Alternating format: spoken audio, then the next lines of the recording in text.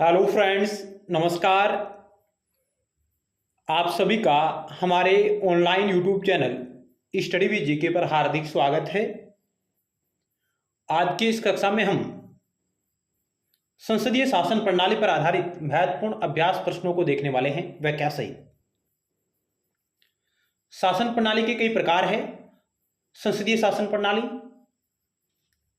अध्यक्षात्मक शासन प्रणाली, अर्ध अध्यक्षात्मक शासन प्रणाली, एकात्मक शासन प्रणाली, संघात्मक शासन प्रणाली, एकात्मक एवं संघात्मक शासन प्रणाली। तो आज हम जिस टॉपिक पर बात करेंगे वो रहेगा संसदीय शासन प्रणाली। पहला सवाल आपकी स्क्रीन पर रहा। संसदीय स्वरूप के शासन का प्रमुख लाभ यह है कि यानी कि संसदीय शासन प्रणाली है, उसका प्रमुख लाभ क्या है। कार्यपालिका और विधानमंडल दोनों स्वतंत्र रूप से कार्य करते हैं। यह नीति को निरंतरता प्रदान करता है और यह अधिक दक्ष है। कार्यपालिका विधानमंडल के प्रति उत्तरदायी बनी रहती है। सरकार के अध्यक्ष को निर्वाचन के बिना नहीं बदला जा सकता।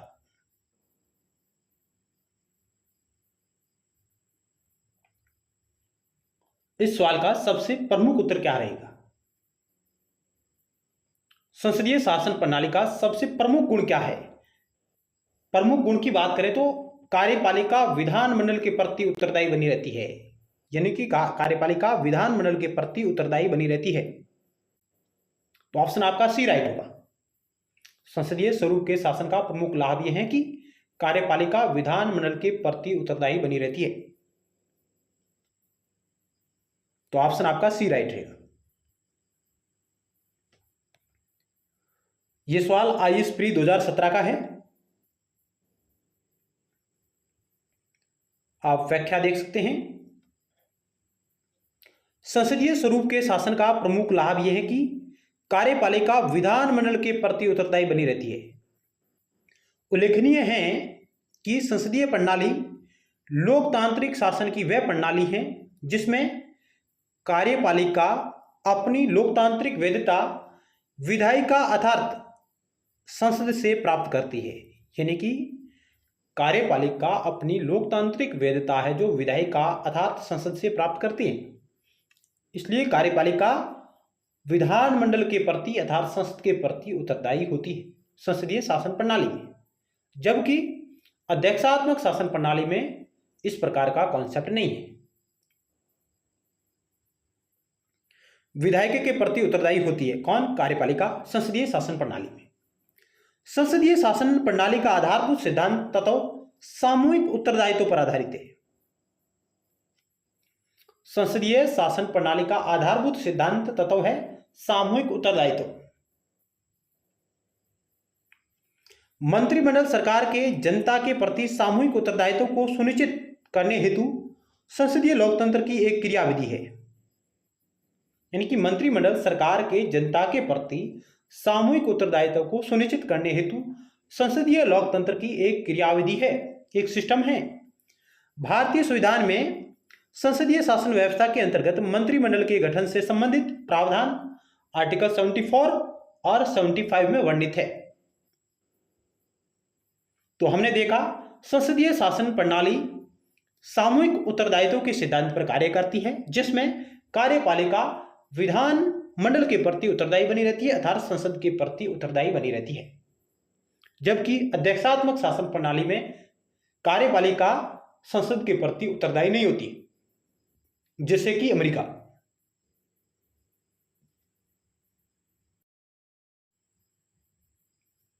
नेक्स्ट 2 नंबर सवाल आपकी स्क्रीन पर रहा।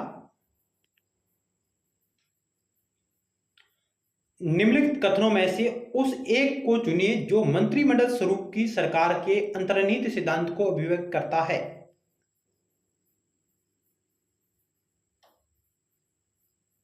यानी कि इनमें से नीचे 4 ऑप्शन दिए गए हैं, उनमें से मंत्रिमंडल स्वरूप की सरकार की सिद्धांत को अभिव्यक्त करता है या मंत्रिमंडलीय सरकार की विशेषता बताता है।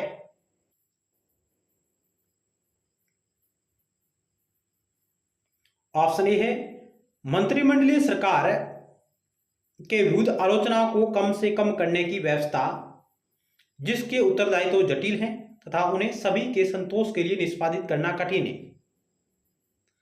क्या मंत्रिमंडलीय सरकार का यह सिद्धांत है?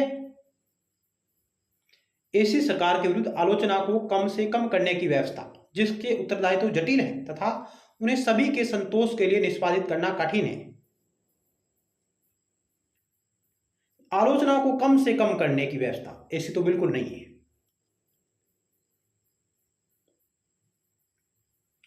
ऑप्शन बी क्या कह रहा है कि मंत्रिमंडलीय सरकार होती है वह ऐसी सरकार के कामकाज में तेजी लाने की क्रियाविधि है जिसके उत्तरदायित्व तो दिन प्रतिदिन बढ़ते जा रहे हैं। ऐसी सरकार के कामकाज में तेजी लाने की क्रियाविधि है जिसके उत्तरदायित्व तो दिन प्रतिदिन बढ़ते जा रहे हैं, ऐसा भी नहीं है। ऑप्शन सी कह रहा है कि सरकार के जनता के प्रति सामूहिक उत्तरदायित्व को सुनिश्चित करने के लिए संसदीय लोकतंत्र की एक क्रियाविधि है। यानी कि मंत्रिमंडलीय सरकार संसदीय शासन प्रणाली को संदर्भित करती है और संसदीय शासन प्रणाली सरकार के जनता के प्रति सामूहिक उत्तरदायित्व को सुनिश्चित करने के लिए संसदीय लोकतंत्र की एक क्रियाविधि है। ऑप्शन आपका सी राइट होगा। और प्रश्न हमने देखा था कि निम्नलिखित कथनों में से उस एक को चुनिए जो मंत्रिमंडल स्वरूप की सरकार के अंतर्निहित सिद्धांत को अभिव्यक्त करता है। मंत्रिमंडल स्वरूप कैबिनेट गवर्नमेंट जो है मंत्रिमंडल या कैबिनेट सरकार होती है वह संसदीय सरकार के विचार को अभिव्यक्त करती है और संसदीय सरकार जनता के प्रति सामूहिक उत्तरदायित्व को सुनिश्चित करने के लिए संसदीय लोकतंत्र की एक क्रियाविधि के रूप में कैबिनेट गवर्नमेंट है। तो ऑप्शन आपका सी है जो राइट हो जाएगा। उस शासन अध्यक्ष के हाथों को मजबूत करने का एक साधन जिसका जनता पर नियंत्रण हास्य उन्मुख दशा में है, ऐसा बिल्कुल नहीं है। तो भारत में मंत्रिमंडलीय सरकार का कॉन्सेप्ट है यानी संसदीय सरकार का कॉन्सेप्ट है और सरकार के जनता के प्रति सामूहिक उत्तरदायित्व को सुनिश्चित करने के लिए संसदीय लोकतंत्र की एक क्रियाविधि है। यह भी सवाल आपका आईएएस प्री 2017 में आया हुआ है। अगला सवाल है 3 नंबर। कॉन्स्टिट्यूशनल गवर्नमेंट मींस यानी कि संवैधानिक सरकार का आशय क्या है, या संवैधानिक सरकार भी कह सकते हैं। संवैधानिक या संवैधानिक सरकार का आशय क्या है? 4 ऑप्शन आपके समक्ष रहे। ऑप्शन ए कह रहा है किसी राष्ट्र की परिसंघीय संरचना वाली एक प्रतिनिधि सरकार। सरकार कोई सरकार जिसके प्रमुख के पास नाम मात्र की शक्तियां हों, कोई सरकार जिसके प्रमुख के पास वास्तविक शक्तियां हों, कोई सरकार जो संविधान की सीमाओं से परिबद्ध हो। संवैधानिक सरकार का क्या आशय है? तो ऑप्शन आपका डी राइट होगा। संवैधानिक सरकार जो कि संविधान की सीमाओं से परिबद्ध हो, सीमित हो। तो ऑप्शन आपका डी राइट होगा। संवैधानिक सरकार का मतलब है कोई सरकार जो संविधान की सीमाओं से परिबद्ध हो, संविधान की सीमाओं से घिरी हुई हो, वही क्या है? कॉन्स्टिट्यूशनल गवर्नमेंट है यानी संवैधानिक सरकार है। संवैधानिक सरकार की बात हम जॉन लॉक के विचारों में देखते हैं जो सीमित शासन प्रणाली की बात करते हैं और संविधानवाद का कॉन्सेप्ट भी संवैधानिक सरकार को संदर्भित करता है।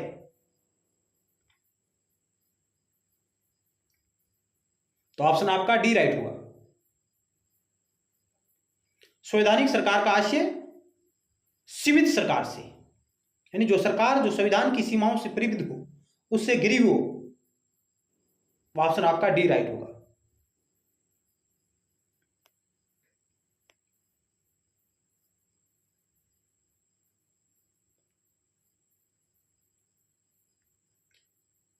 संविधान किसी राष्ट्र के मौलिक सिद्धांतों का मूल दस्तावेज होता है जिसके द्वारा राज्य एवं सरकार का स्वरूप निर्धारित होता है।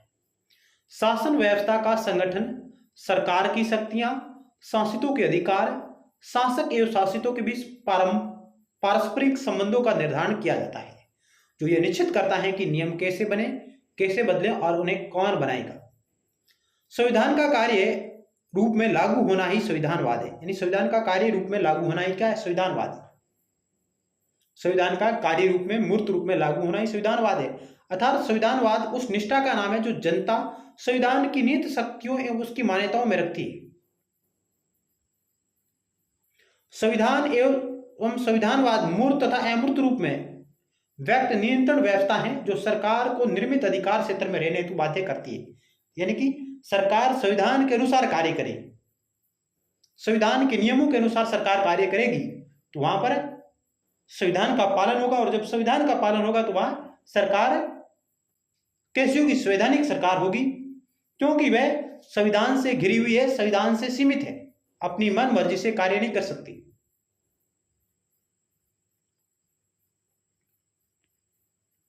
अर्थात संवैधानिक सरकार से ऐसी सरकार से जो संविधान की सीमाओं से परिबद्ध हो, उससे घिरी हुई हो।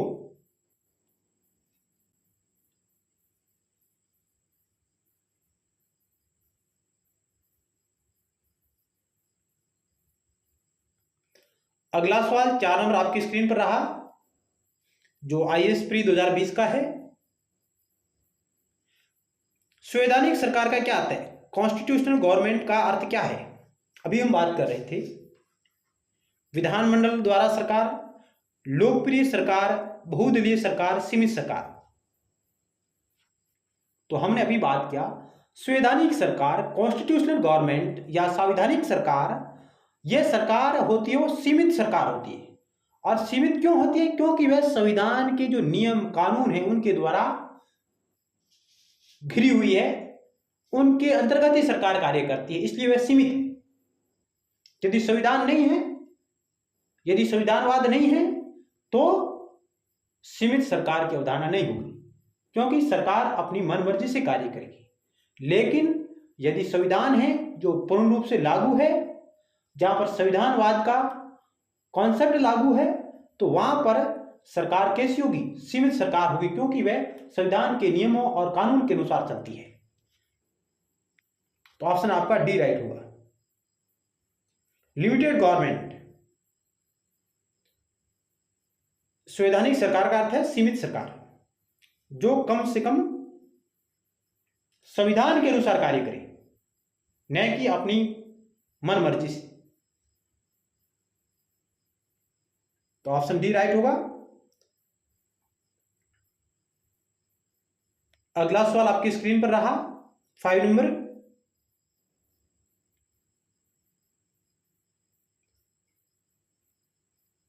संसदीय व्यवस्था वाली सरकार वह होती है जिसमें, संसदीय व्यवस्था वाली सरकार वह होती है जिसमें संसद के सभी राजनीतिक दलों का सरकार में प्रतिनिधित्व होता हो। ऑप्शन बी है सरकार संसद के प्रति उत्तरदायी होती है और उसके द्वारा हटाई जा सकती है। ऑप्शन सी है सरकार लोगों के द्वारा निर्वाचित होती है और उनके द्वारा हटाई जा सकती है। और ऑप्शन डी है सरकार संसद के द्वारा चुनी जाती है किंतु निर्धारित समयावधि के पूर्ण होने के पूर्व हटाई नहीं जा सकती। संसदीय व्यवस्था वाली सरकार की विशेषता क्या है?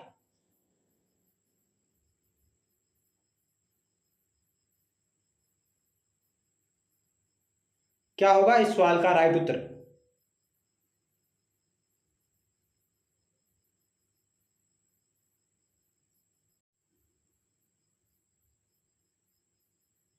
संसदीय व्यवस्था वाली सरकार वह होती है जिसका गुण या विशेषता क्या है कि सरकार संसद के प्रति उत्तरदायी होती है और उसके द्वारा हटाई जा सकती है।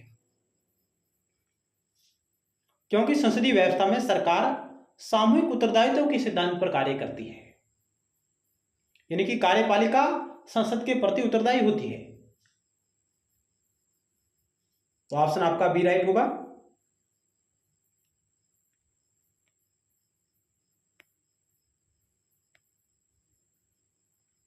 व्याख्या देख सकते हैं आप। भारत एक संसदात्मक प्रजातंत्र है, यानी संसदीय लोकतंत्र है भारत में। और सरकार की संसदीय व्यवस्था वह व्यवस्था है जिसमें कार्यपालिका अर्थात राष्ट्रपति, उपराष्ट्रपति, मंत्रिपरिषद अपनी नीतियों एवं कार्यों के लिए विधायिका के प्रति उत्तरदायी होते हैं। संसदीय सरकार को कैबिनेट सरकार, मंत्रिमंडलीय सरकार या उत्तरदायी सरकार या सरकार का वेस्टमिनिस्टर स्वरूप भी कहा जाता है, क्योंकि संसदीय प्रणाली का जन्म ब्रिटेन से होता है, इसलिए इसको वेस्टमिनिस्टर के रूप में भी जाना जाता है। संसदीय सरकार को हम कैबिनेट गवर्नमेंट भी कहते हैं, उत्तरदायी सरकार कहते हैं, सरकार का वेस्टमिनिस्टर रूप भी कहते हैं। तथा ये ब्रिटेन, जापान, कनाडा, भारत आदि देशों में प्रचलित है। यानी कि संसदीय सरकार कहाँ पर है? ब्रिटेन में है, जापान में है, कनाडा में है, भारत में है। जबकि USA, United state of America में, वहां पर अध्यक्षात्मक सरकार का कॉन्सेप्ट है, न कि संसदीय सरकार का। सर्वप्रथम संसदात्मक सरकार ग्रेट ब्रिटेन में आरंभ की गई। ब्रिटेन को संसदीय प्रणाली की जननी कहा जाता है। और सर्वप्रथम अध्यक्षीय सरकार, अध्यक्षात्मक शासन प्रणाली अमेरिका में आरंभ हुई, इसलिए अध्यक्षीय शासन प्रणाली का घर अमेरिका है, जबकि संसदीय शासन प्रणाली का घर ब्रिटेन है।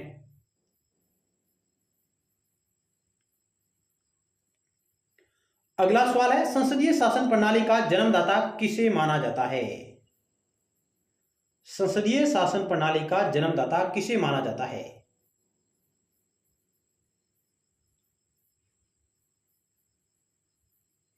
ब्रिटेन, संयुक्त राज्य अमेरिका, सोवियत संघ, फ्रांस। तो अभी हमने बात की संसदीय शासन प्रणाली का जन्म ब्रिटेन से हुआ, जबकि अध्यक्षीय शासन प्रणाली का जन्म यूएसए से हुआ है, संयुक्त राज्य अमेरिका, जहां अध्यक्षात्मक शासन प्रणाली है।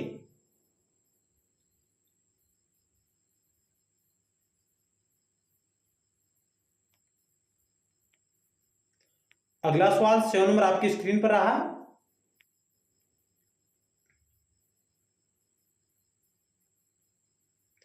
निम्नलिखित कथनों में से कौन सा सही है, वो आपको चयन करना है। भारतीय संविधान अध्यक्षात्मक है, भारत एक नाम मात्र का राजतंत्र है, भारत एक कुलीन तंत्र है, भारत एक संसदात्मक प्रजातंत्र है। निम्नलिखित कथनों में से कौन सा सही है?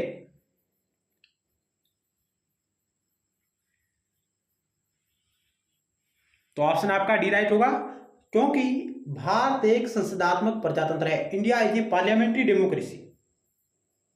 भारत ने संसदीय शासन प्रणाली के स्वरूप को अपनाया है। और भारत एक कुलीन तंत्र नहीं है, और भारत एक नाम मात्र का राजतंत्र भी नहीं है, और भारतीय संविधान अध्यक्षात्मक भी नहीं है। भारत का संविधान एकात्मक और संघात्मक दोनों की विशेषताओं को प्रकट करता है। और अध्यक्षात्मक संविधान किसका है? अमेरिका का है। अध्यक्षात्मक शासन प्रणाली का घर अमेरिका है। तो ऑप्शन डी राइट होगा, भारत एक संसदात्मक प्रजातंत्र है। ऑप्शन डी राइट होगा।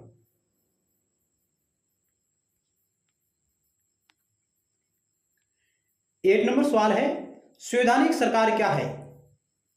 बार बार यही सवाल आ रहा है, कॉन्स्टिट्यूशनल गवर्नमेंट क्या है?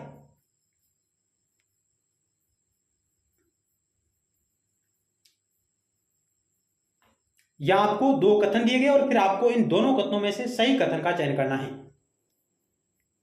केवल एक सही है, केवल दो सही है, केवल एक और दो दोनों सही है, न तो एक न ही दो। संवैधानिक सरकार क्या करती है? जो राज्य की सत्ता के हित में व्यक्ति की स्वतंत्रता पर प्रभावकारी प्रतिबंध लगाती है। जो व्यक्ति की स्वतंत्रता के हित में राज्य की सत्ता पर प्रभावकारी प्रतिबंध लगाती है। संवैधानिक सरकार सीमित सरकार होती है, और सीमित सरकार का मतलब है कि राज्य सरकार अपनी मन मर्जी से कोई कार्य नहीं कर सकती। तो जो व्यक्ति की स्वतंत्रता के हित में राज्य की सत्ता पर प्रभावकारी प्रतिबंध लगाती है, वही क्या है? संवैधानिक सरकार है। जो व्यक्ति की स्वतंत्रता के हित में राज्य की सत्ता पर प्रभावकारी प्रतिबंध लगाती है, क्योंकि जहां संवैधानिक सरकार होगी वहां पर राज्य अपनी मन मर्जी से कुछ भी नहीं कर सकता। इसलिए संवैधानिक सरकार व्यक्ति की स्वतंत्रता के हित में राज्य की सत्ता पर प्रभावकारी प्रतिबंध लगाती है। और पहला स्टेटमेंट था कि जो राज्य की सत्ता के हित में व्यक्ति की स्वतंत्रता पर प्रभावकारी प्रतिबंध लगाए, यानी कि व्यक्ति की स्वतंत्रता दबनी नहीं चाहिए संवैधानिक सरकार में, तो व्यक्ति की स्वतंत्रता पर प्रतिबंध का सवाल ही नहीं उठता है। इसलिए पहला स्टेटमेंट आपका गलत है।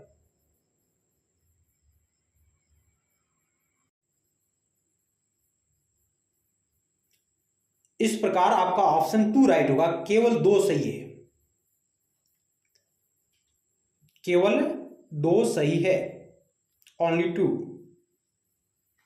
संवैधानिक सरकार वह होती है जो व्यक्ति की स्वतंत्रता के हित में राज्य की सत्ता पर प्रभावकारी प्रतिबंध लगाती है। मूलतः व्यक्तिगत स्वतंत्रता की रक्षा हेतु ही सरकार की अवधारणा का आधार है संवैधानिक सरकार। संवैधानिक सरकार एक सीमित सरकार होती है।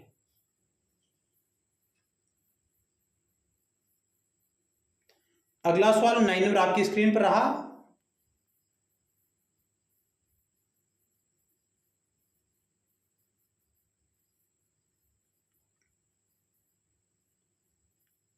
सरकार की संसदीय व्यवस्था के विषय में निम्नलिखित में से कौन सा वक्तव्य सत्य है, वो आपको चयन करना है।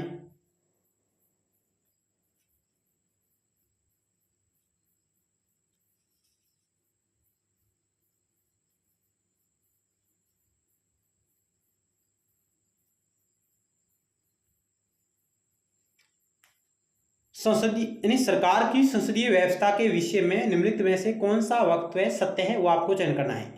विधायिका न्यायपालिका के प्रति जवाबदेह है,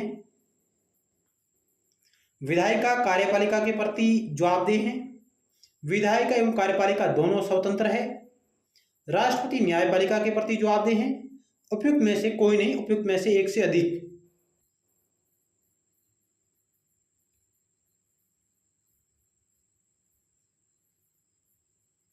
क्या होगा इस सवाल का राइट उत्तर?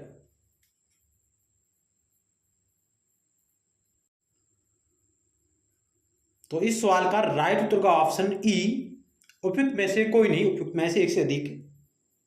यानी कि सरकार की संसदीय व्यवस्था के विषय में कौन सा वक्तव्य सही है? विधायिका न्यायपालिका के प्रति जवाबदेह है, विधायिका कार्यपालिका के प्रति जवाबदेह है, विधायक एवं कार्यपालिका दोनों स्वतंत्र है, ऐसा बिल्कुल नहीं है, राष्ट्रपति न्यायपालिका के प्रति जवाबदेह है, यह संसदीय सरकार की व्यवस्था नहीं है, क्योंकि संसदीय सरकार उत्तरदायित्व के सिद्धांत पर कार्य करती है, सामूहिक उत्तरदायित्व के सिद्धांत पर कार्य करती है।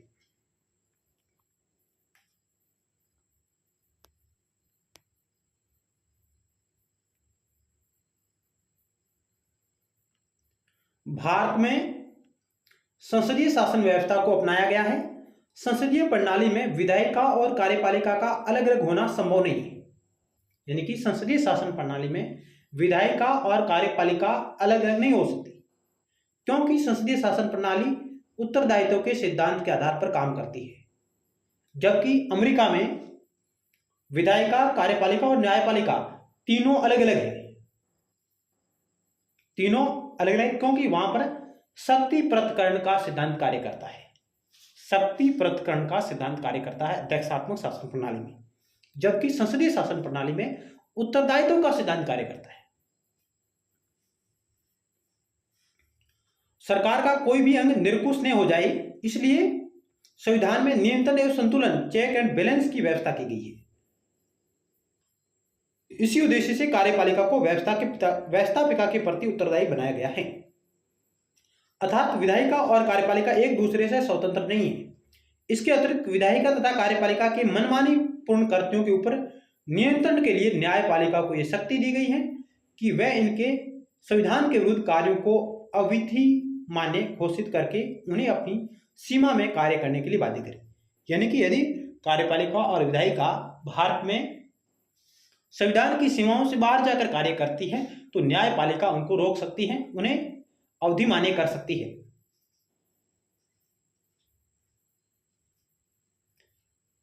भारतीय संविधान के अंतर्गत नीति बनाने का उत्तरदायित्व मंत्रियों पर है। नीति बनने के पश्चात उसके क्रियान्वयन का दायित्व लोक सेवकों का हो जाता है। यानी कि ये जो सवाल था सरकार की संसदीय व्यवस्था के विषय में, सरकार की जो संसदीय व्यवस्था है वह उत्तरदायित्व, सामूहिक उत्तरदायित्व के सिद्धांत पर कार्य करती है।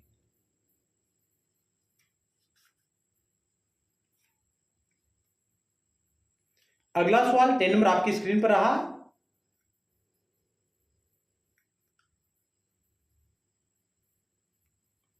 भारत के संदर्भ में संसदीय शासन प्रणाली में निम्नलिखित में से कौन सा या से सिद्धांत संस्थागत रूप में निहित है। यानी कि भारत के संदर्भ में संसदीय शासन प्रणाली में निम्नलिखित में से कौन सा या कौन सा सिद्धांत संस्थागत रूप में निहित है।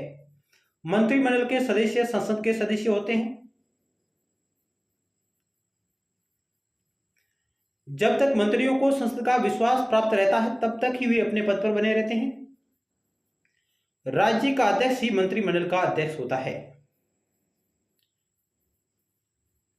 Cabinet is head by the head of state. यानी कि भारत के संदर्भ में संसदीय शासन प्रणाली में निम्नलिखित में से कौन सा या कौन से सिद्धांत संस्थागत रूप में निहित है। आपको सही कोड का चयन करना है इन तीनों में से, केवल 1 2, केवल 3, 2 और 3, 1 2 3, तीनों।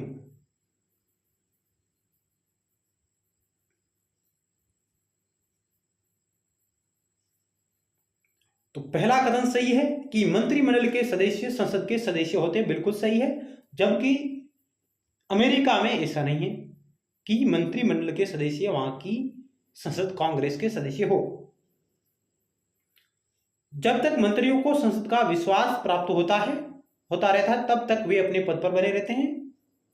ये बात भी बिल्कुल सही है। राज्य का अध्यक्ष ही मंत्रिमंडल का अध्यक्ष होता है, ये बात बिल्कुल गलत है। राज्य का अध्यक्ष ही मंत्रिमंडल का अध्यक्ष होता है, ये बात बिल्कुल गलत है। क्योंकि यहां पर शासन का अध्यक्ष, सरकार का अध्यक्ष मंत्रिमंडल का अध्यक्ष होता है और सरकार का अध्यक्ष है प्रधानमंत्री। तो केवल पहला और दूसरा कथन सही है। ऑप्शन ए राइट होगा आपका।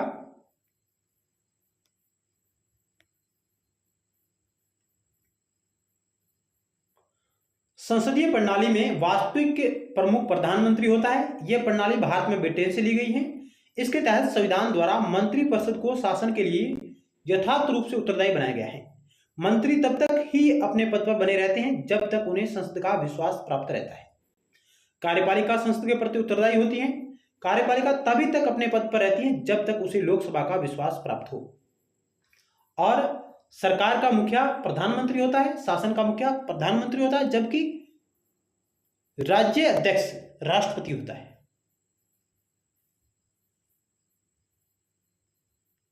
इस प्रकार ऑप्शन आपका ए राइट होगा। पहला और दूसरा कथन सही है। राज्य का अध्यक्ष यानी राष्ट्रपति मंत्रिमंडल का अध्यक्ष नहीं होता है, प्रधानमंत्री है जो मंत्रिमंडल का अध्यक्ष होता है। हेड ऑफ गवर्नमेंट, सरकार का मुखिया मंत्रिमंडल का अध्यक्ष होता है।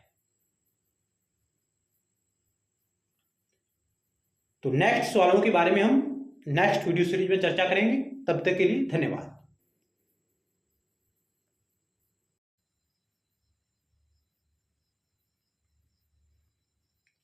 सवाल नंबर 11 आपकी स्क्रीन पर रहा। संसदात्मक शासन व्यवस्था में न्यायपालिका का कार्यपालिका पर नियंत्रण होता है, कार्यपालिका का न्यायपालिका पर नियंत्रण होता है, कार्यपालिका का विधायिका पर नियंत्रण होता है और विधायिका का कार्यपालिका पर नियंत्रण होता है। यानी कि संसदीय शासन व्यवस्था में क्या व्यवस्था रहती है। 4 ऑप्शन आपके समक्ष रहे।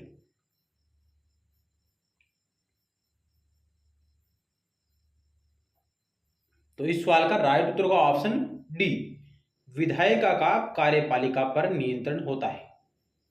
विधायिका का कार्यपालिका पर नियंत्रण होता है। कार्यपालिका है जो विधायिका के प्रति उत्तरदायी होती है। संसदीय शासन व्यवस्था में उत्तरदायित्व का सिद्धांत कार्य करता है।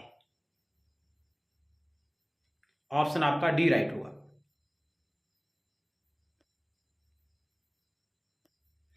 अगला सवाल है जहां आपको कथन और कारण दिया गया है।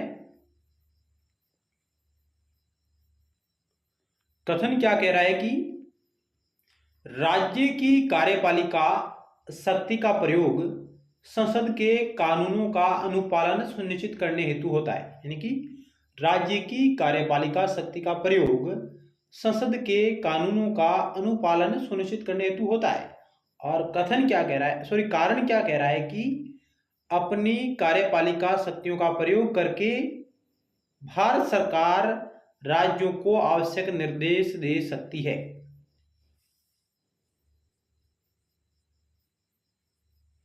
अब इनमें से क्या दोनों कथन सही है, या पहला सही दूसरा गलत, या पहला गलत दूसरा सही, या दोनों सही और एक दूसरे की व्याख्या कर रहे हैं?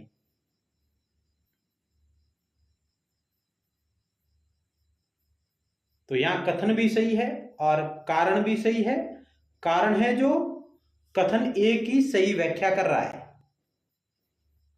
क्यों? क्योंकि राज्य की कार्यपालिका शक्ति का प्रयोग है जो संसद के कानूनों का अनुपालन सुनिश्चित करने हेतु होता है। सीधी सी बात है कि राज्य की जो कार्यपालिका शक्ति है उसका प्रयोग हम संसद के कानूनों का अनुपालन करने के लिए करते हैं, और अपनी कार्यपालिका शक्तियों का प्रयोग करके भारत सरकार राज्यों को आवश्यक निर्देश दे सकती है। इसलिए हम राज्य की कार्यपालिका शक्ति का प्रयोग संसद के कानूनों का अनुपालन करने के लिए करते हैं।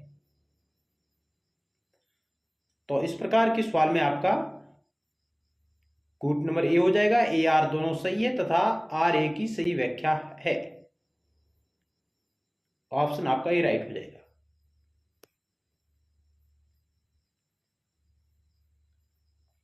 आप व्याख्या भी देख सकते हैं। राज्य की कार्यपालिका शक्ति का प्रयोग संसद के कानूनों तथा राज्यों में लागू कानूनों का अनुपालन सुनिश्चित करने हेतु होता है। वास्तव में राज्य की कार्यपालिका का प्रमुख राज्यपाल होता है जो मंत्री परिषद की सलाह के अनुसार कार्य करता है। भारत सरकार अपनी कार्यपालिका शक्तियों का प्रयोग कर राज्य सरकारों को आवश्यक निर्देश दे सकती है, और संघ की कार्यपालिका शक्ति राष्ट्रपति में निहित है, जैसा कि आर्टिकल 53 हमें बताता है। अतः कथन एवं कारण दोनों सत्य है एवं कारण कथन की सही व्याख्या करता है। अगला सवाल 13 नंबर आपकी स्क्रीन पर है। इनमें से आपको सही कूट का चयन करना है। 4 कथन आपके समक्ष है जो भारत में राजनीतिक व्यवस्था के मूलभूत लक्षण हैं। यानी इनमें से भारत में राजनीतिक व्यवस्था के मूलभूत लक्षण कौन कौन से समावेशित है, फिर आपको सही कूट का चयन करना है। नीचे आपको दे रखा है 1 2 1 2 3 2 3 4 और सभी चारों। कौन से लक्षण भारतीय राजनीतिक व्यवस्था के संदर्भ में सही पाए जाते हैं? ये एक लोकतांत्रिक गणतंत्र है, बिल्कुल सही है। भारत एक लोकतांत्रिक गणतंत्र है। इसमें संसदात्मक रूप की सरकार है, ये बात भी बिल्कुल सही है। भारत में संसदीय सरकार का स्वरूप पाया जाता है। सर्वोच्च सत्ता भारत की जनता में निहित है, बिल्कुल ये बात भी बिल्कुल सही है। और यह एकीकृत शक्ति का प्रावधान करती है, ये बात बिल्कुल गलत है, क्योंकि भारत की जो व्यवस्था है राजनीतिक व्यवस्था, वह एकीकृत शक्ति का प्रावधान नहीं करती।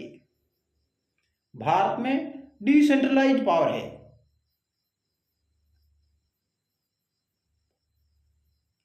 केवल केंद्र के पास संपूर्ण शक्तियां नहीं है। तो पहला, दूसरा और तीसरा, ये जो 3 बिंदु है ये भारतीय राजनीतिक व्यवस्था के मूलभूत लक्षणों को दर्शाते हैं। तो 1 2 3 आपका सही हो जाएगा, यानी कि ऑप्शन आपका बी राइट हो जाएगा।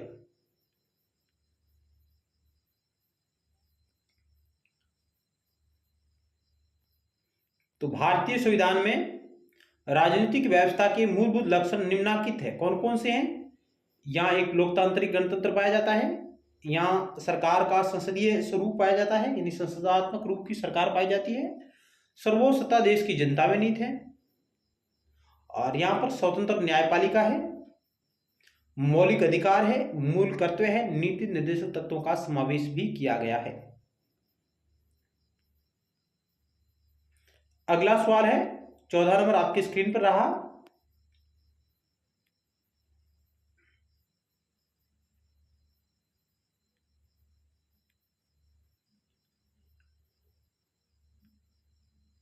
उस देश में आनुपातिक प्रतिनिधित्व आवश्यक नहीं है।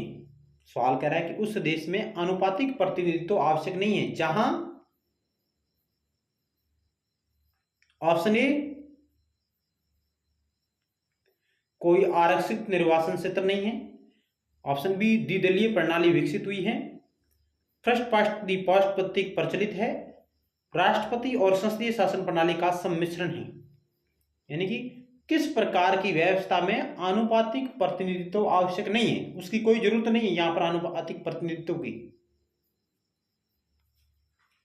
क्या होगा इस सवाल का राइट उत्तर?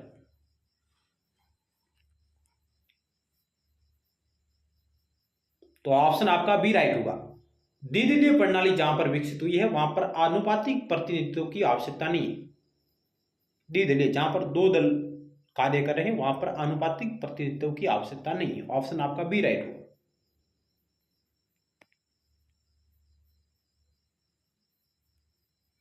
आनुपातिक प्रतिनिधित्व प्रणाली का लक्ष्य समाज के हर वर्ग, हित व समूह को समुचित प्रतिनिधित्व उपलब्ध कराना है।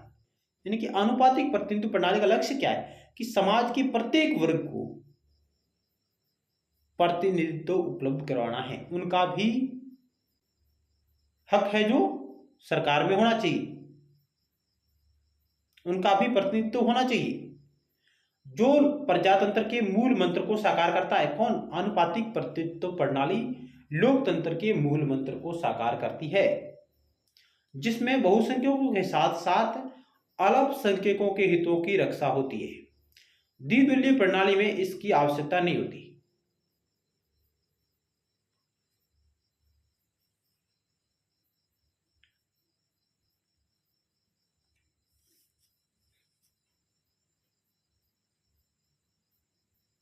अगला सवाल 15 नंबर आपके स्क्रीन पर रहा।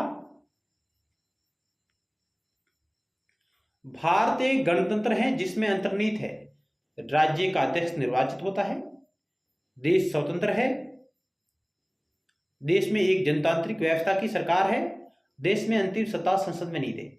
इनकी भारत एक गणतंत्र है, इसका अर्थ क्या है? तो ऑप्शन आपका ए राइट होगा। भारत एक गणतंत्र है इसका मतलब है कि देश का सर्वोच्च जो पद है राष्ट्रपति का पद वह निर्वाचित होता है। यानी कि राज्य का अध्यक्ष हेड ऑफ स्टेट है वह निर्वाचित होता है, न कि वंशानुगत। जैसे कि ब्रिटेन का जो सर्वोच्च पद है सम्राट राजा रानी का वह वंशानुगत है, जबकि भारत एक गणतंत्र है, ब्रिटेन गणतंत्र नहीं है। जबकि भारत गणतंत्र है और गणतंत्र का मतलब कि राज्य का अध्यक्ष निर्वाचित होता है और राज्य का अध्यक्ष हेड ऑफ स्टेट यानी कि राष्ट्रपति का पद भारत में सर्वोच्च पद है। तो ऑप्शन आपका ए राइट होगा।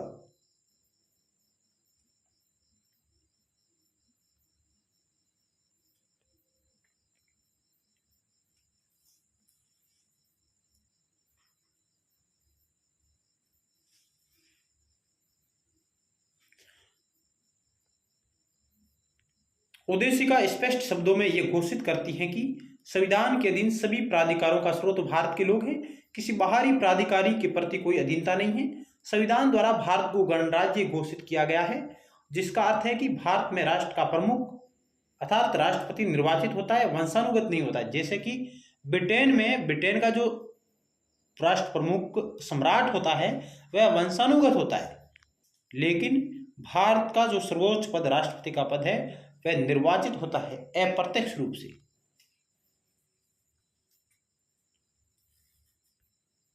अगला सवाल 16 नंबर आपकी स्क्रीन पर रहा। भारत एक गणतंत्र है इसका अर्थ क्या है? भारत एक गणतंत्र है इसका अर्थ क्या है?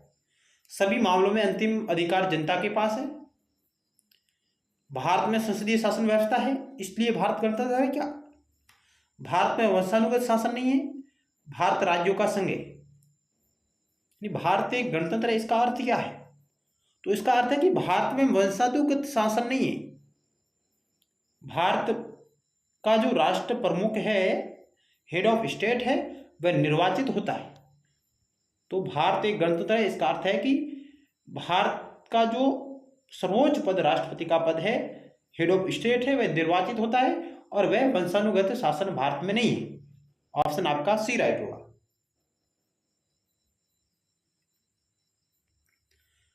अगला 17 नंबर सवाल है जहां आपको कथन और कारण दिया गया है। कथन कह रहा है कि भारत एक गणतंत्र है। कारण कह रहा है कि भारत में संविधान संघ तथा राज्यों में शक्तियों का विभाजन करता है। क्या होगा इस सवाल का राइट उत्तर? तो पहला कथन है जो भारत एक गणतंत्र है, ये बात बिल्कुल सही है। और भारत में संविधान संघ तथा राज्यों में शक्तियों का विभाजन करता है, ये बात भी बिल्कुल सही है। भारतीय संविधान की 7वीं अनुसूची में शक्तियों का विभाजन क्या गया? 3 अनुसूचियों में, एक संघ सूची, राज्य सूची और समवर्ती सूची। तो ये कथन भी सही है, लेकिन ये एक दूसरे की व्याख्या नहीं कर रहे हैं कि भारत एक गणतंत्र है, भारत में संविधान संघ तथा राज्यों में शक्तियों का विभाजन करता है। दोनों कथन सही है, लेकिन कथन है जो कारण है जो कथन की व्याख्या नहीं कर रहा है।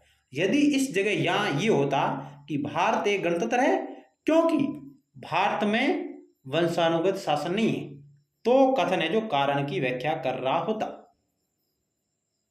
लेकिन ये दोनों बात अलग अलग है, इसलिए दोनों कथन सही है, लेकिन व्याख्या एक दूसरे की नहीं है। इस प्रकार हमारा ऑप्शन आपका बी राइट होगा कि ए आर दोनों सही है, परंतु आर है जो ए की सही व्याख्या नहीं करता है।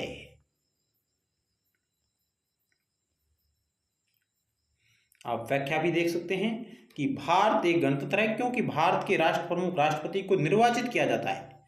अब ये आपका कथन होता और ये आपका कारण होता, तो ये एक दूसरे की व्याख्या सही हो जाती। अतः कथन सही है।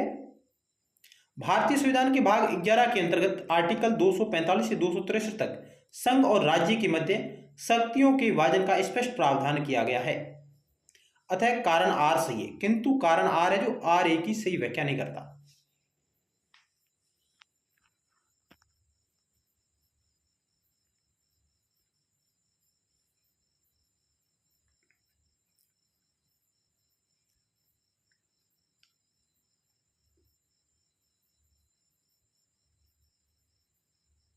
आर्टिकल 245 है जिसमें संघ सूची, राज्य सूची और समवर्ती सूची का भी उल्लेख मिलता है।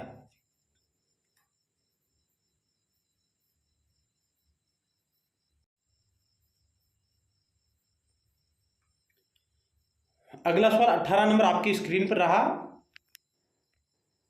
भारत में संसदीय व्यवस्था के कार्यक्रम में मूल समस्या उत्पन्न होती है। यानी सवाल कह रहा है कि भारत में संसदीय व्यवस्था के कार्यक्रम में मूल समस्या उत्पन्न होती है। किस प्रकार की मूल समस्या है भारत में संसदीय व्यवस्था के कार्यक्रम में? सशक्त एवं जीवनक्षम दलीय व्यवस्था के अभाव का कारण है, कुशल एवं स्वतंत्र नौकरशाही के अभाव का कारण है, स्पष्ट संवैधानिक प्रावधानों का अभाव के कारण और दुर्बल कार्यपालिका के कारण, जो कि इसकी विधानमंडल पर निर्भरता के कारण। यानी कि भारत में संसदीय व्यवस्था के कार्य करने में मूल समस्या क्या है? 4 ऑप्शन आपके समक्ष रहे।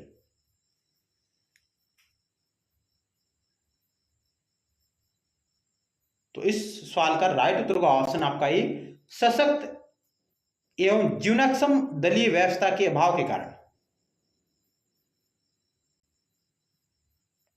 Due to lack of strong and viable party system के कारण भारत में संसदीय व्यवस्था कार्य करने में मूल समस्या उत्पन्न हो रही है। क्योंकि दलीय व्यवस्था मजबूत होनी चाहिए, ये कह रहा है कि तभी संसदीय व्यवस्था सक्षम रूप से कार्य कर पाएगी। और इसके बारे में एक मुख्य विचारक है गवर्नर, जो लिखते हैं कि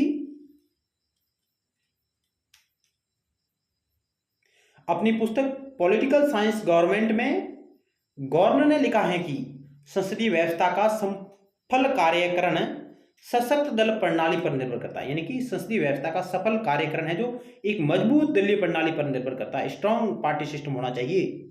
और इस शासन प्रणाली के कार्यकरण के लिए यानी स्ट्रॉन्ग पार्टी सिस्टम के लिए आपको क्या करना पड़ेगा?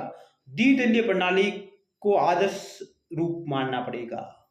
यानी कि दो ही दल होने चाहिए, तभी जाकर संसदीय शासन व्यवस्था मजबूती से कार्य कर पाएगी। भारत में बहुदलीय प्रणाली और प्रभावी दो दलों की अनुपस्थिति के कारण संसदीय प्रणाली अपेक्षा अनुरूप कार्य करने में सक्षम नहीं हो पा रही, यानी कार्यक्षम नहीं हो पा रही। तो गवर्नर साहब कहते हैं कि किसी संसदीय व्यवस्था का सफल कार्यकरण तभी होगा जब स्ट्रॉन्ग पार्टी सिस्टम होगा, यानी कि सशक्त दल प्रणाली होगी, तभी जाकर कोई संसदीय व्यवस्था मजबूती से कार्य कर पाएगी। और उसके लिए आपको द्विदलीय प्रणाली को आदर्श रूप में मानना पड़ेगा। लेकिन भारत बहुदलीय प्रणाली और प्रभावी दो दलों की अनुपस्थिति के कारण संसदीय प्रणाली अपेक्षा अनुरूप कार्य करने में कम सफल हो रही है।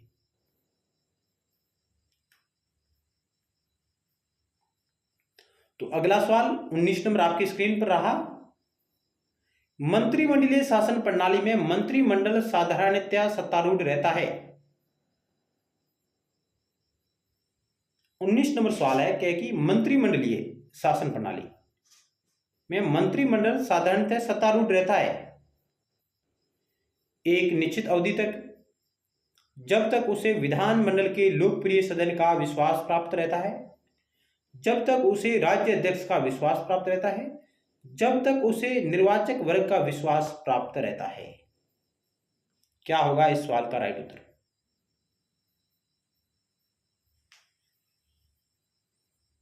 तो इस सवाल का राइट उत्तर का ऑप्शन बी, मंत्रिमंडलीय शासन प्रणाली या संसदीय शासन प्रणाली जब तक उसे विधानमंडल के लोकप्रिय सदन का विश्वास प्राप्त रहता है तभी जाकर वह सत्तारूढ़ रहती है।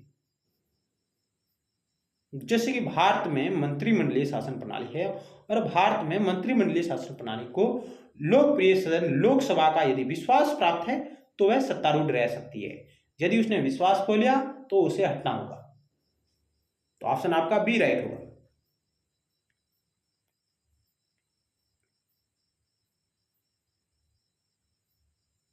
भारत का संविधान भारत में संसदीय पद्धति की सरकार की व्यवस्था करता है।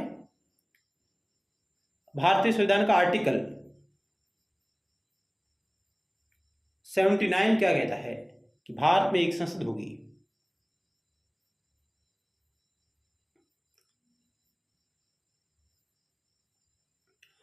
और मंत्रिमंडलीय शासन प्रणाली में मंत्रिमंडल अनुच्छेद 75 क्लोज 3 के तहत यानी पूर्ण रूप से लोकसभा के प्रति उत्तरदायी है।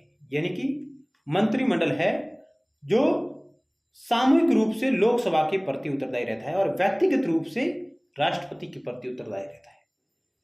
वह तभी तक सत्तारूढ़ रह सकती है जब तक उसे निचले सदन लोकसभा में विश्वास मत प्राप्त रहता है।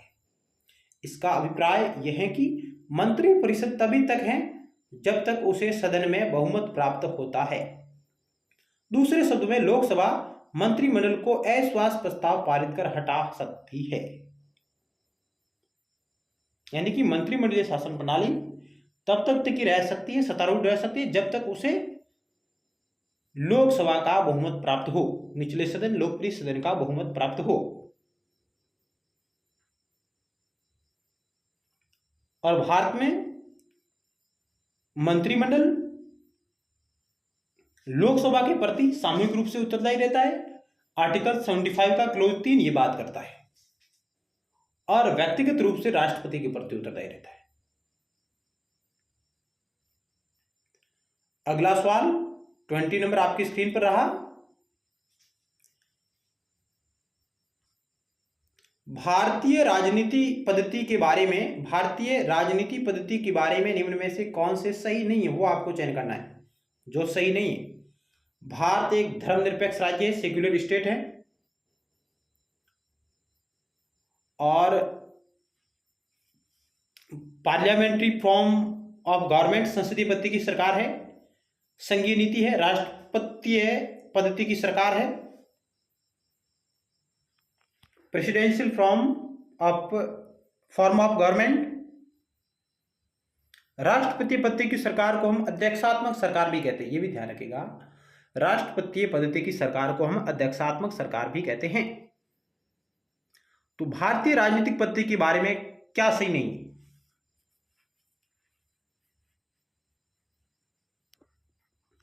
तो ऑप्शन आपका डी राइट होगा, क्योंकि भारत में प्रेसिडेंशियल फॉर्म ऑफ गवर्नमेंट का रूप नहीं है, राष्ट्रपति पद्धति की सरकार नहीं है। और राष्ट्रपति पद्धति की सरकार कहाँ है? यूएसए में, यूनाइटेड स्टेट ऑफ अमेरिका में।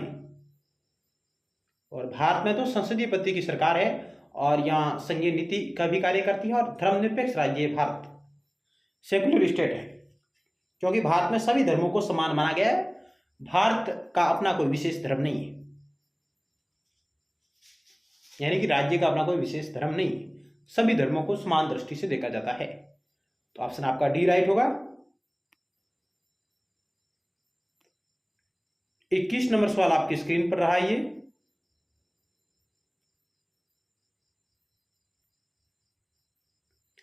संसदीय व्यवस्था के अंतर्गत विधानमंडल के मंच पर किसी मंत्री के प्रस्ताव के पराजित हो जाने की दशा में क्या होता है? यानी कि संसदीय व्यवस्था के अंतर्गत विधानमंडल का मतलब है संसद के पटल पर किसी मंत्री के प्रस्ताव के पराजित हो जाने की दशा में क्या होता है? सरकार एक साधारण अविश्वास प्रस्ताव की प्रतीक्षा करती है, प्रधानमंत्री द्वारा संबंधित मंत्री को डांटा जाता है, मंत्री को त्याग पत्र देने के लिए बाध्य किया जाता है, संपूर्ण मंत्री परिषद त्याग पत्र दे देती है।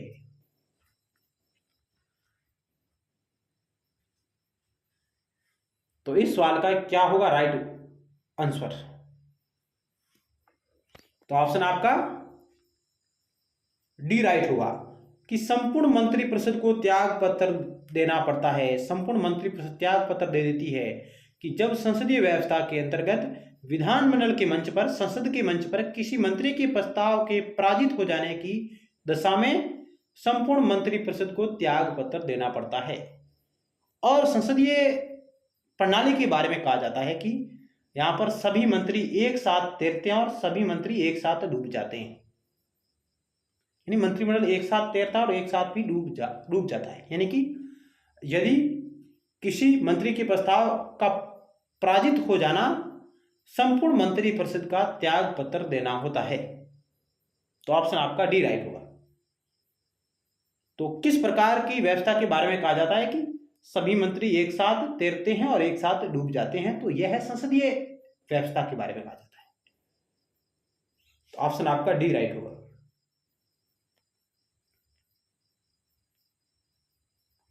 संसदीय व्यवस्था में विधानमंडल में किसी मंत्री के प्रस्ताव के पारित न होने का अर्थ है कि मंत्रिपरिषद लोकसभा में विश्वास बहुमत खो चुकी है तथा संपूर्ण मंत्रिपरिषद को त्याग पत्र देना होगा।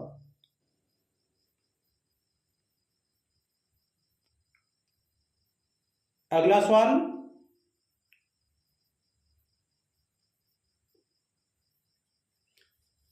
जिसमें कहा गया निम्नलिखित में से कौन सी संसदीय शासन प्रणाली की मुख्य विशेषता या विशेषता नहीं है? यानी कि इनमें से वो आपको चयन करना है जो संसदीय शासन प्रणाली की मुख्य विशेषता नहीं है, मुख्य विशेषता नहीं है, वो आपको चयन करना है। शक्तियों का संकेंद्रण, न्यायिक पुनरावलोकन, लिखित संविधान।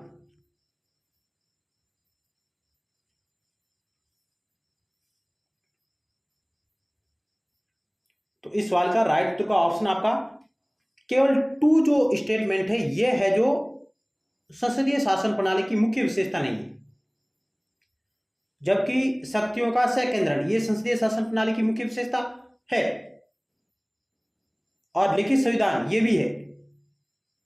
संसदीय शासन प्रणाली में लिखित संविधान हो भी सकता है और नहीं भी हो सकता है, शक्तियों का संकेंद्रण हो भी सकता है और नहीं भी हो सकता है, लेकिन न्यायिक पुनरावलोकन है जो संसदीय शासन प्रणाली की मुख्य विशेषता नहीं है।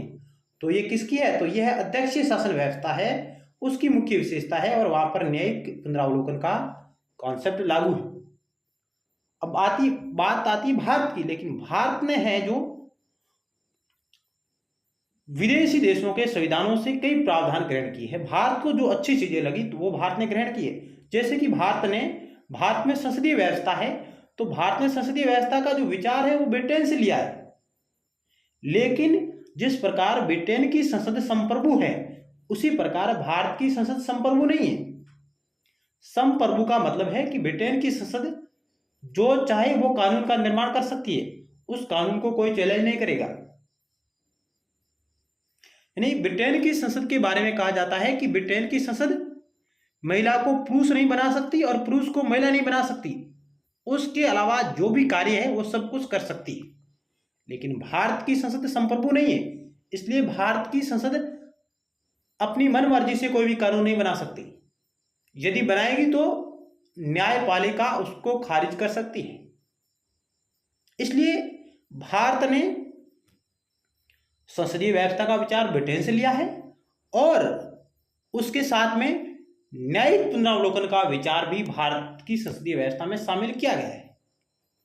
लेकिन यह सवाल है कि संसदीय शासन प्रणाली की मुख्य विशेषता क्या है, तो मुख्य विशेषता नहीं है न्यायिक पुनरावलोकन। ऑप्शन आपका 2 राइट होगा, केवल 2, यानी कि केवल 2 कथन है जो इससे मेल नहीं खाता है। ऑप्शन आपका सी राइट हो जाएगा।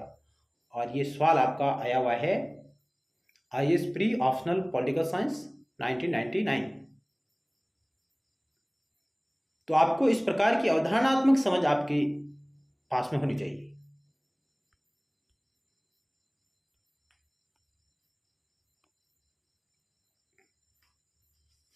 अब गवर्नर महोदय हैं क्या कहते हैं कि संसदात्मक शासन वह शासन प्रणाली है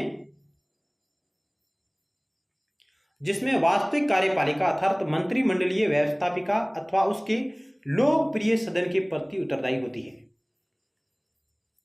और राज्य का प्रधान नाम मात्र का तथा अनुत्तरदायी होता है। जैसे कि भारत में राज्य का प्रधान हेड ऑफ स्टेट कौन है, राष्ट्रपति। तो राष्ट्रपति नाम मात्र का वास्तविक है, लेकिन वास्तविक प्रमुख कौन है, प्रधानमंत्री। संसदीय शासन प्रणाली की निम्नलिखित विशेषताएं। वास्तविक एवं नाम मात्र की कार्यपालिका का अंतर पाया जाना। कार्यपालिका एवं व्यवस्थापिका में अभिन्न संबंध, यानी कि एक दूसरे के प्रति उत्तरदायी है। कार्यपालिका की अवधि अनिश्चित है, फिक्स अवधि नहीं है, क्योंकि कार्यपालिका को जब तक विश्वास है तब तक कार्य करना होता है और उसे विश्वास प्राप्त नहीं होने पर हटना होगा। सामूहिक उत्तरदायित्व का सिद्धांत कार्य करता है। राजनीतिक सजातीयता, कैबिनेट की एकता, प्रधानमंत्री के नेतृत्व, शक्तियों का संकेंद्रण, लिखित या अलिखित संविधान आदि, यह है संसदीय शासन व्यवस्था की विशेषताएं। और अध्यक्षीय शासन प्रणाली में कार्यपालिका एवं विधायिका के अलग अलग संबंध होते हैं। कार्यपालिका अलग कार्य करती है, विधायिका अलग कार्य करती है और न्यायपालिका अलग कार्य करती है। अध्यक्षीय शासन प्रणाली में शक्तियों का विभाजन सिद्धांत कार्य करता है, शक्ति पृथक्करण का सिद्धांत कार्य करता है। सेपरेशन ऑफ पावर का सिद्धांत कार्य करता है अध्यक्षात्मक राष्ट्रपतीय पद्धति में, यानी कि राष्ट्रपतीय या अध्यक्षीय पद्धति में शक्ति पृथक्करण का सिद्धांत कार्य करता है, जिसको सेपरेशन ऑफ पावर कहते हैं। यानी कार्यपालिका, न्यायपालिका और विधायिका तीनों अलग अलग कार्य करेगी, जबकि संघात्मक शासन प्रणाली में शक्तियों के विभाजन का सिद्धांत कार्य करता है, पावर ऑफ डिवीजन।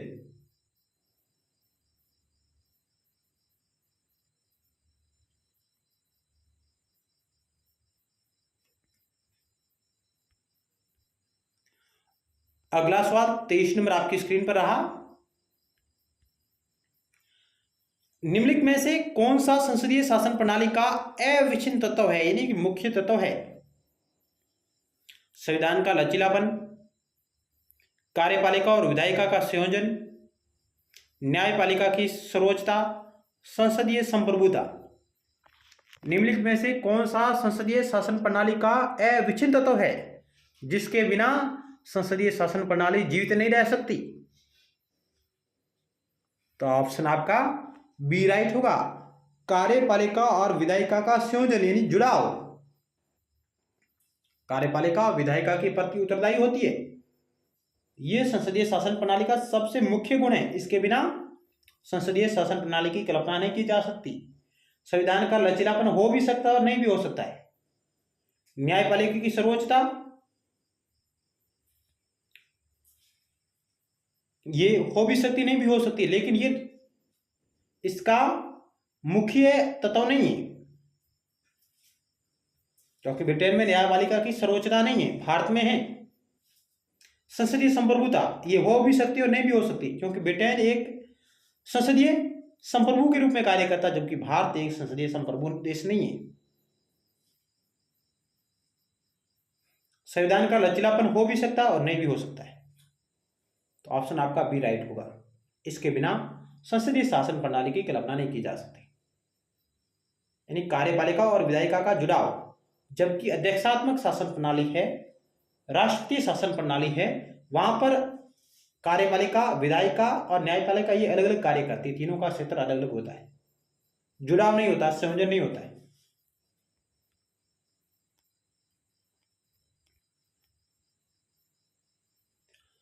अगला सवाल है 24 नंबर, निम्न में से कौन एक संसदीय प्रणाली का आवश्यक गुण नहीं है? विधायिका और कार्यपालिका का सम्मिश्रण, नाम मात्र का राज्य अध्यक्ष, सामूहिक उत्तरदायित्व, निश्चित कार्यकाल। बहुत ही अच्छा सवाल है। इनमें से कौन सा संसदीय शासन प्रणाली का आवश्यक गुण नहीं है? नहीं पूछा है। तो विधायिका और कार्यपालिका का सम्मिश्रण संयोजन है, नाम मात्र का राज्य अध्यक्ष यानी nominal head of the state ये भी है, सामूहिक उत्तरदायित्व का सिद्धांत ये भी है, और निश्चित कार्यकाल ये व्यवस्था नहीं है। यह अध्यक्षीय शासन प्रणाली का गुण है। निश्चित कार्यकाल संसदीय शासन प्रणाली का ये गुण नहीं है। तो है कौन कौन से? ये तीनों हैं, जबकि डी वाला ऑप्शन अध्यक्षीय शासन प्रणाली की विशेषता है। तो ऑप्शन डी इस सवाल का राइट उत्तर होगा।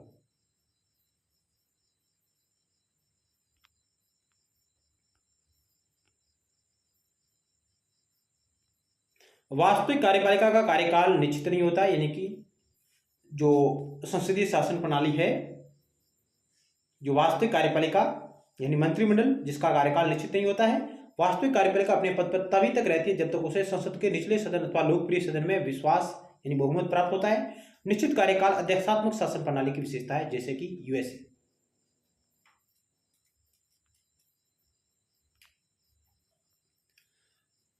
संसदीय सरकार में राज्य अध्यक्ष होता है।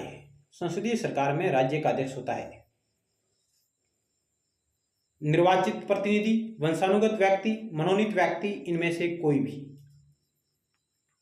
यानी कि जो संसदीय प्रणाली है उसमें राज्य का अध्यक्ष हेड ऑफ स्टेट क्या हो सकता है? तो ऑप्शन आपका डी राइट होगा। यानी कि संसदीय सरकार में राज्य का अध्यक्ष हेड ऑफ स्टेट है, वो निर्वाचित प्रतिनिधि भी हो सकता है, जैसे कि भारत में है भारत का राष्ट्रपति, वंशानुगत व्यक्ति भी हो सकता है जैसे कि ब्रिटेन में, और मनोनीत व्यक्ति भी हो सकता है। यानी इनमें से कोई भी हो सकता है। संसदीय सरकार में राज्य का अध्यक्ष इनमें से कोई भी हो सकता है। निर्वाचित प्रतिनिधि होगा तो वहां पर वो गणतंत्र होगा, और वंशानुगत व्यक्ति होगा जैसे कि ब्रिटेन का राजा या रानी यानी सम्राट का पद वंशानुगत है, और मनोनीत व्यक्ति भी हो सकता है। तो ऑप्शन आपका डी राइट होगा।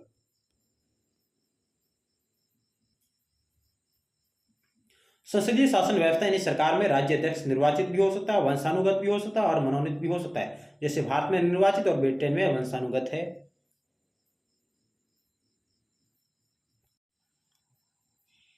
तो नेक्स्ट सवालों के बारे में हम अगली वीडियो सीरीज में चर्चा करेंगे। तब तक के लिए धन्यवाद।